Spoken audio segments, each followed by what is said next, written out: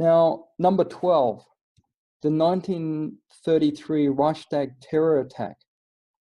And this was basically, or this was a Nazi false flag attack.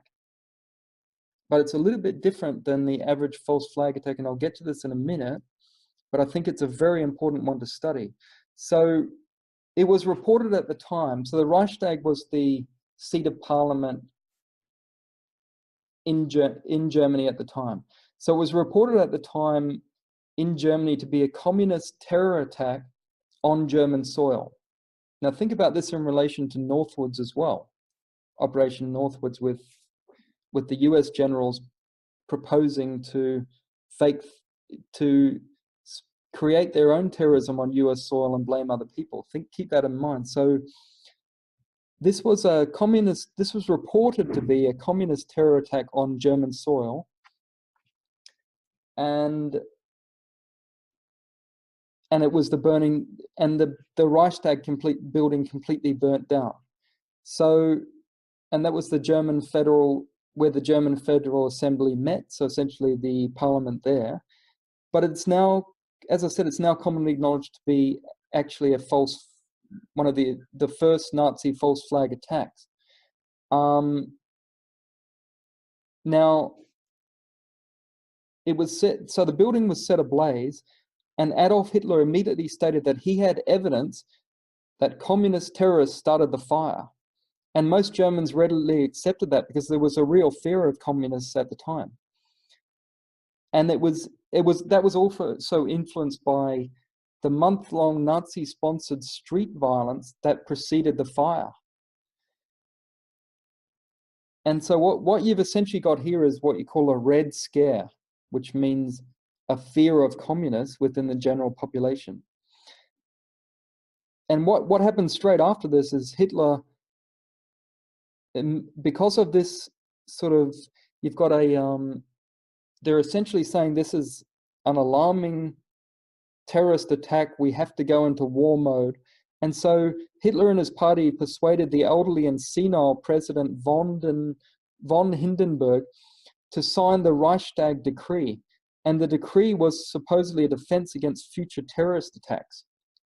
So on the surface at the time, and this was, until historians dug deeper, this was accepted that, yeah, the communists did this and so on. But what's interesting is that, and this is where we're getting in, this is a conspiracy fact, is that the communists were later acquitted by the German government itself.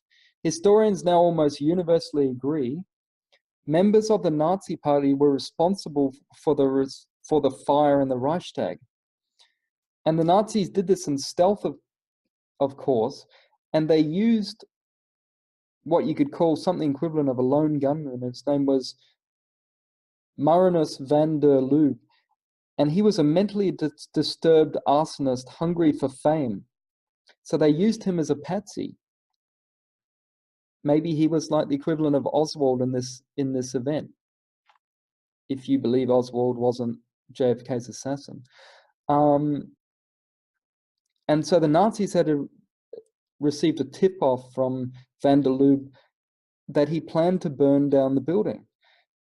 So not only did the Nazis, rather than telling the current president of Germany at the time, hey, there's a guy planning to burn down the building, what did they do? They not only allowed it, they encouraged him, and he even helped him by leaving gasoline in parts of the building. Now, I believe that the Reichstag one is a very interesting false flag to study, because,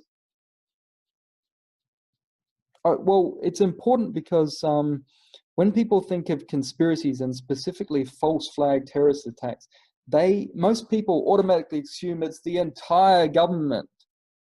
Everyone would have had to be involved to orchestrate this entire event. But on the contrary, a false flag can simply be, well, number one, it can be a very small group at the top of a government, okay?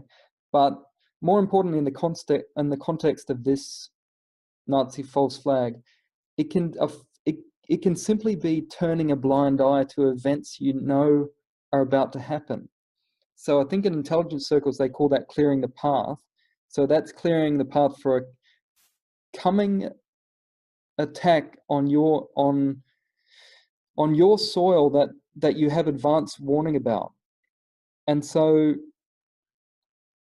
the twist is that, and this is where some people go wrong when they research, if they see enough evidence for terrorists, they go, well, that is definitely a terrorist attack.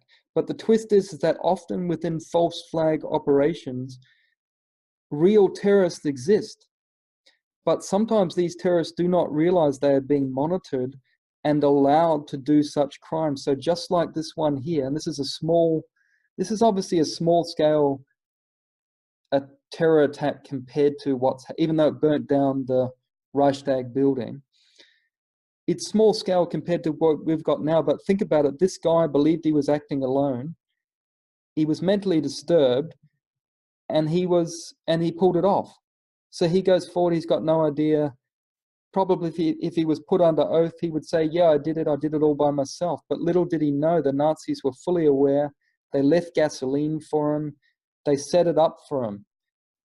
So there's a more complex staging of terrorism than what you would generally imagine, which is your own people have to carry out every act of a terror event. Well, not necessarily.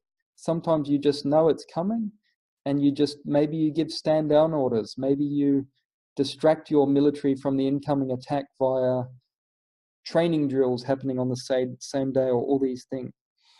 So it's something to keep in mind when we hear about these events.